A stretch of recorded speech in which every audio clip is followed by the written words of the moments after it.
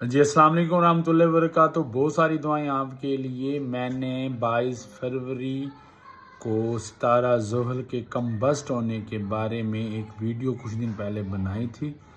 آج اسی بارے میں ہی میں دوبارہ بات کرنا چاہ رہا ہوں کہ کل 22 فروری کو صبح 11:38 پہ ستارہ زحل برج دلو میں کمبسٹ پوزیشن میں ہوگا۔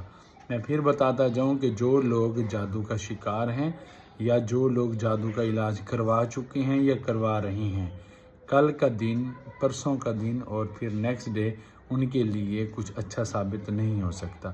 مطلب انہیں جادو سے جڑی بیڈ انرجی کا دوبارہ سامنا کرنا پڑ سکتا ہے۔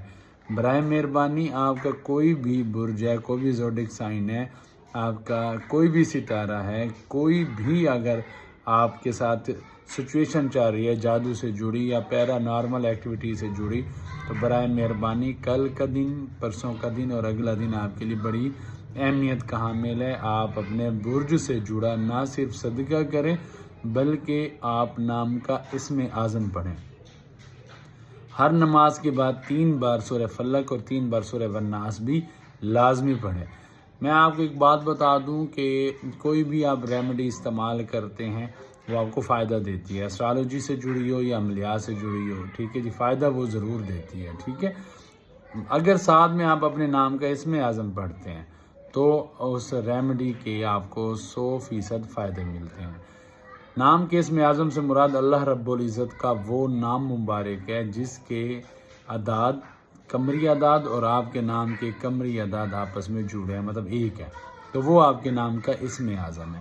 جب آپ اپنے نام کے اسم اعظم پڑھتے ہیں تو آپ کی روحانی قوت مدافعت میں اضافہ ہوتا ہے، آپ کی دنیا داری کی جتنی بھی پریشانیاں چل رہی ہیں وہ دور ہوتی ہیں، اور ایک ایسی روحانی انرجی آپ کے جسم کے اندر پیدا ہوتی ہے جو نہ صرف آپ کو نظر بد سے، جادو کی نحوست سے یا ستاروں کی رجت کی کوئی بھی آپ کے اوپر اثر ہے، کوئی بھی معاملہ آپ کے ساتھ چل رہا ہے تو آپ کو اس سے محفوظ رکھتی ہے۔